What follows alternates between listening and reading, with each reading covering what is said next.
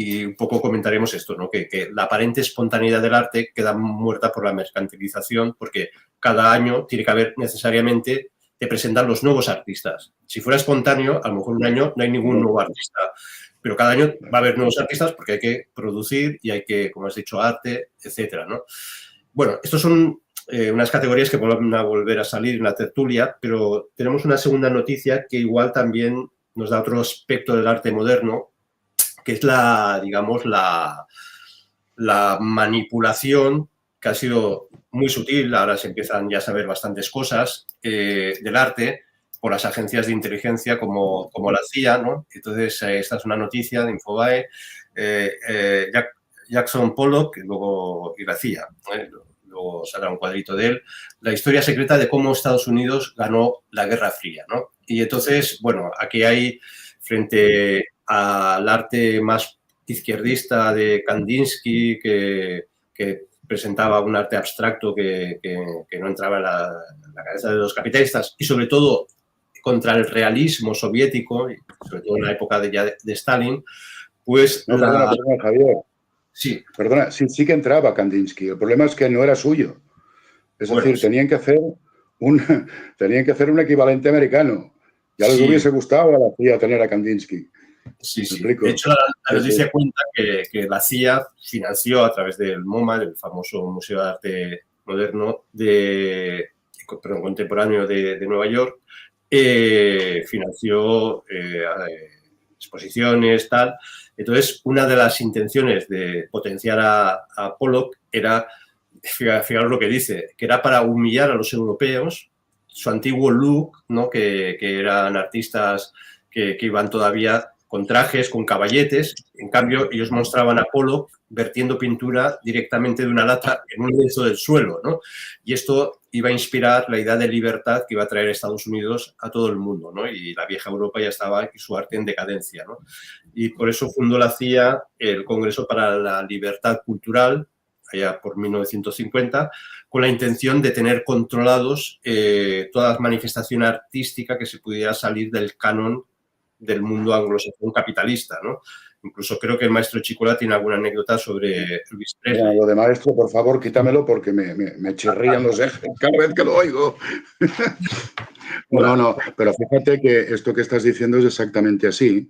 Y no solo con el arte. Por ejemplo, ahora estamos empezando a saber que la misma Escuela de Frankfurt, a través de la Fundación Rockefeller, también estaba financiada por la CIA. Ya tienes a Horkheimer y Adorno y a toda la peña allí hablando contra la razón instrumental, contra, no sé, el capitalismo con rostro humano, perdón, un cuadro de el socialismo, el marxismo con rostro humano, ¿no? Y estas memeces, y ahora se está empezando a descubrir que no te lo pierdas, es que hasta el amigo Foucault parece ser, no está claro si conscientemente, pero inconscientemente, sin saberlo, tal vez también estaba en esto, ¿no? Es que tiene tela, ¿eh? Tiene tela. Financiados determinados congresos y fundaciones para las que trabajaban, sí, detrás estaban los servicios de inteligencia, que era una forma de desmontar el marxismo ortodoxo soviético. Efectivamente, ¿no? Para fracturar el marxismo en Europa. Sí, para fracturar el izquierdismo a fondo, ¿no? Es decir, para desovietizar el comunismo europeo, ¿no? Es también la época en que aparece, ¿os acordáis del eurocomunismo? Y es, bueno, Javier, tú te acordarás más, ¿no? Y el eurocomunismo, todas estas chorradas, es esa época. Es ¿no? curioso, es curioso que... Digo, es curioso que este trabajo de la CIA, cultural, artístico, haya tomado como táctica, como estrategia, la misma cultura gramsciana, es decir, la introducción en todos los entresijos culturales para poder ocuparlos y vehicular mensajes fundamentales. Pero esto se da en el arte. Se me ocurre el tema de la música, ¿no? La música desde los 60 en adelante, digamos, tiene personajes bastante siniestros en la música y mensajes que también se han vehiculado de liberación, de emancipación, de empoderamiento, de rebelión. Es decir, que también cuando pensemos en la música como instrumento del arte, como expresión del arte, o sea, la música es capaz de crear estados de ánimo en las personas y se han creado estados de ánimos colectivos muy potentes. a través de Sí, sí. la música pop, en este caso, música rock o de muchos tipos Esto de lo música, ¿no? esto lo descubrieron con los Beatles. Se dieron cuenta de que la música no es solo entretenimiento. La música es un mensaje, un instrumento de configuración social. Esto también es Totalmente. el ejemplo que poníamos antes del tema, por ejemplo, de lo que fue Elvis, el rock americano, ¿no? Es decir, ¿qué pasó con el rock americano? Oiga, estamos a finales de los 50, las tensiones raciales son enormes, además promovidas porque, por cierto, entre paréntesis, promovidas y perpetuas porque les conviene mucho, ¿no? Es decir, si no hay fractura social, la burocracia, la élite política no tiene sitio, ¿no? Entonces, ¿qué pasó con Elvis? Oiga, mire usted, es que aquí está emergiendo una cultura negra que venía del jazz, se pasa al rock y hay que encontrar el mismo juego de Pollock, ¿no? Es decir, vamos a buscar a alguien que fracture eso y es cuando aparece Elvis Presley. Elvis Presley nunca ha negado, es más, lo ha afirmado positivamente, que él trabajaba para el FBI. Es decir, estaba allí, pues para ir indicando quién le pasa a este, qué le pasa al otro. ¿Qué es Elvis? Elvis es un chico blanco, un redneck, un chico del sur, que además, hay que decirlo, oiga, es que cantaba de maravilla. O sea, no todo era artificial, es que tenía una voz impresionante, ¿no? Y el Y tipo, era muy pues guapo, consiguió. además. Y era muy guapo. Exacto. Efectivamente. Entonces, ¿qué pasa con este? Pues lo tienen ahí cantando. Entonces cogen a 4 reaccionarios de Alabama, del Ku Klux Klan, hacen que hagan unas proclamas contra Elvis, que esto es la perversión, estos de los comunistas nos invaden y tal, y ya tienes montado un icono rebelde juvenil blanco. ¿No? Es decir, otra vez la fractura cultural. A ver, estos tíos son unos genios. Y esto es el imperio americano. Es que lo llevan haciendo así desde su propia guerra civil, ¿no? Es decir, lo que llaman el reconstruccionismo cultural. Porque es que como tenemos el cliché equivocado de que la revolución es de izquierdas y la derecha es una especie de remanente del tradicionalismo y toda la pesca que intenta evitar, ¿verdad?, que los bolcheviques nos fusilen a todos, que es mentira, no es así, es la madre de todas las democracias en la instancia más revolucionaria, porque es la más sostenible, si nos fijamos. Es decir, es capaz de reconfigurar lo social desde el puro poder, ¿no?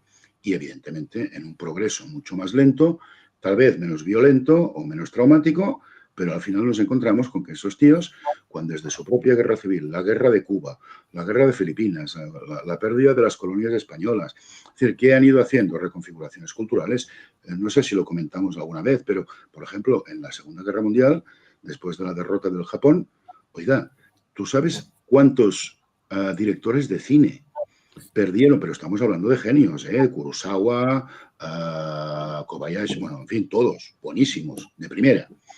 Pero dice, no, es que durante la guerra se perdió el 50% de su obra, o el 30%, o unas películas, es decir, películas que tenían que ser culturalmente depuradas, de perderse nada.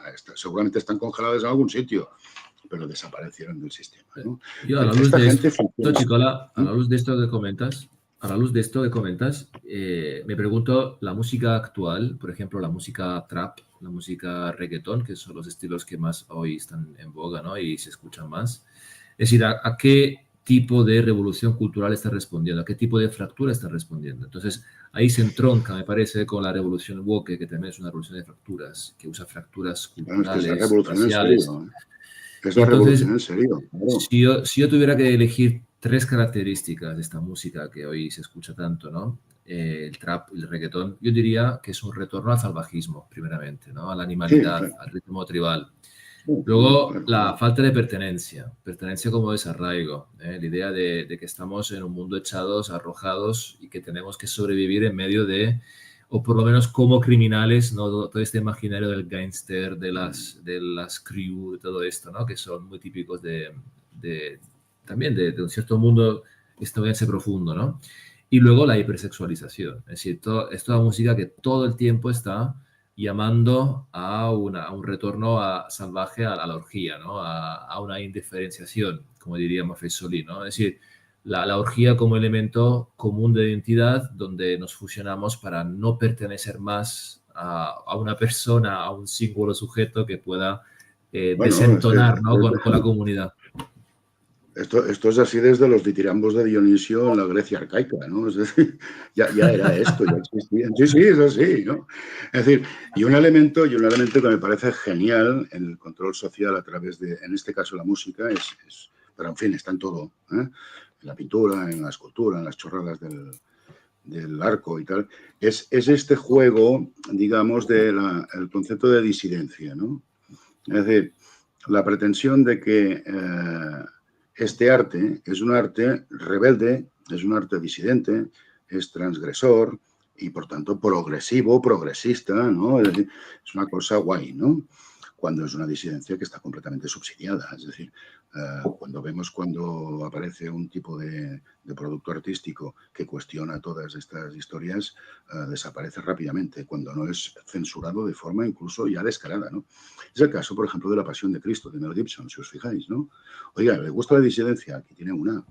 ¿No os va esto? Hombre, claro, porque hacer una estatua del rey haciendo sus necesidades sentado, el rey de España sentado cagando, pongamos por caso, entonces, claro, cogen, empaquetan al escultor y entonces ya se ha montado el gran revuelo de que, claro, mira, el arte revolucionario.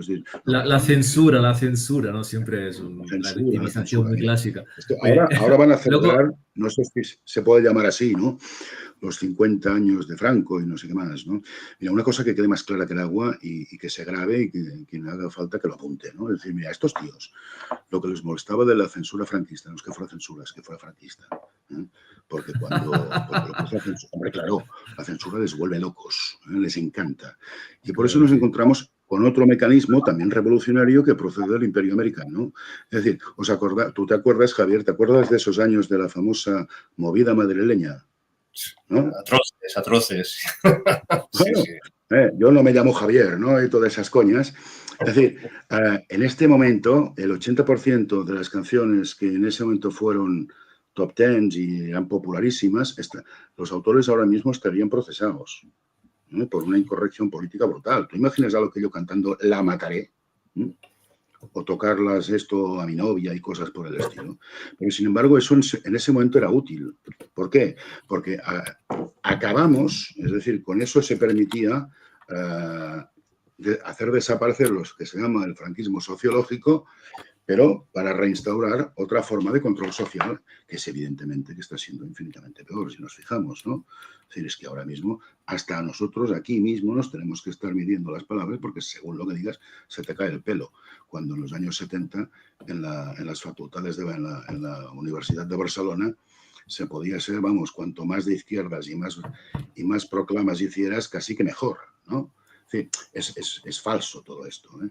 Esto es lo que llamaríamos la disidencia subsidiada, ¿no? Por eso esos tíos, los del cine, cada vez que montan los Goya, la lían, porque, oiga, es que aquí falta pasta aquí. No les importa saber que el cine subsidiado por el gobierno es un invento de Mussolini, ¿no? Cinecittà, Abate. ¿Te suena Cinecittà? Sí, es así. ¿Quién lo inventó? Sí.